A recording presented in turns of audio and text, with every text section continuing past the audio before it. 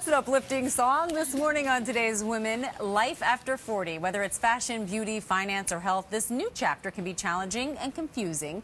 Here with help to make the most of it are Genevieve Monsma, beauty editor of More Magazine, Dr. Rebecca Brightman, obstetrician and gynecologist, Barbara Grufferman, author of The Best of Everything After 50, and Harriet Cole, lifestyle expert and president of Harriet Cole Media. Welcome to all.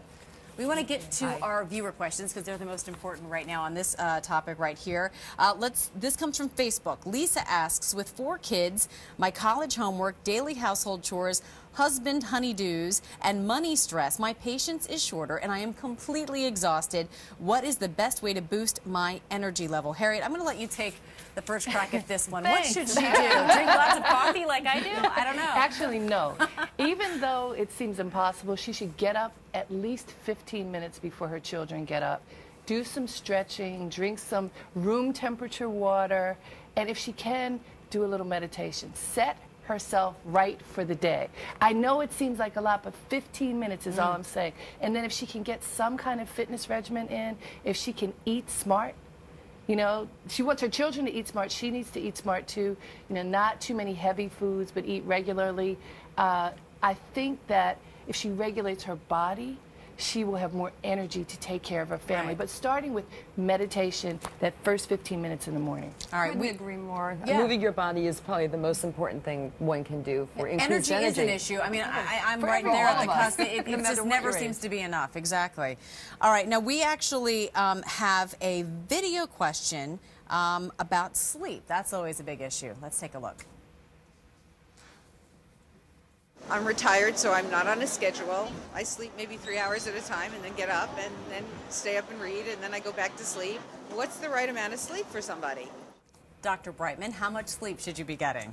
I think ideally 7 to 8 hours is great if one can do it at a stretch, not intermittent, you know, periods of sleep. And I think if someone's having a tough time getting that quantity of sleep, discuss it with their doctor. There's certain easy things you can do, and it's worth trying them. Is it harder after 40 to sleep continuously and to sleep well? As women get into their 40s, and my patients frequently complain to me all the time, and so many things play a role, whether or not they're hormonal or stress-related, but I think these things can be discussed, and there can be some simple answers and some easy tips out there. On the next topic of image, our next question comes in from a viewer email. Mary asks, why do some people treat us like we're invisible? Barbara, what are your thoughts on this? That's a big issue for women over 50, especially, I think, and that became a political issue when Hillary Clinton was running for office, as we all know.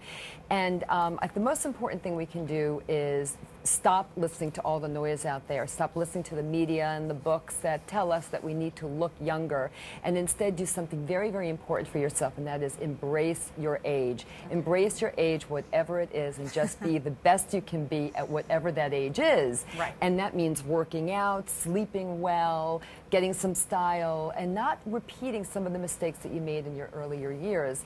Just because something worked for you when you were in your 20s and 30s doesn't mean it'll work for you in your 40s and 50s. But that's really important. I want to add, I do think that you need to update your style, because if you aren't contemporary, that if you look dowdy, people are going to not notice you or think that you're older than you are. So updating your style, staying current, not trendy, but staying current, I think is very important. It helps to relate to a broader group of people, too. Yeah.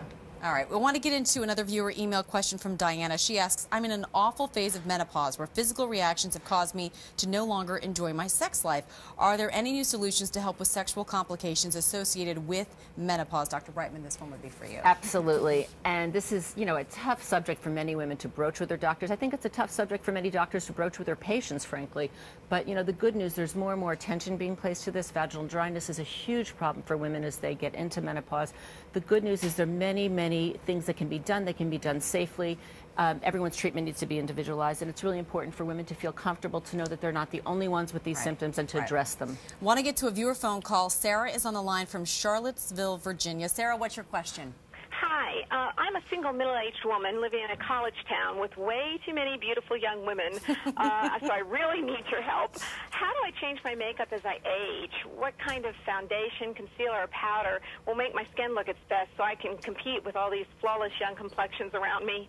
Genevieve, you're our beauty expert, and this is a pretty common problem. It is a pretty common problem, and actually the answer is somewhat counterintuitive. For most of us, the solution is to lighten up.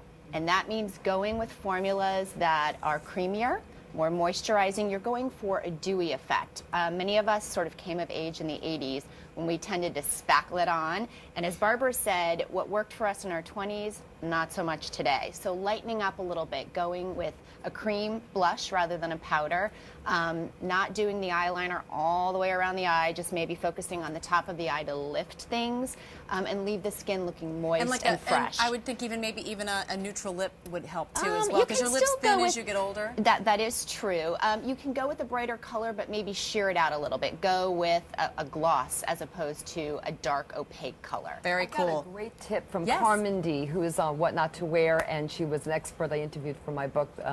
And she told us to put a few dots of highlighter above your cheekbone, under your brow, and on the inside corner of your eyes, and everything is lifted up, and you get that wonderful dewy glow. Once It's again, dewy the and idea. Yeah, exactly. Double purpose. Genevieve, Rebecca, Barbara, and Harriet, thank you all of you. We really appreciate it.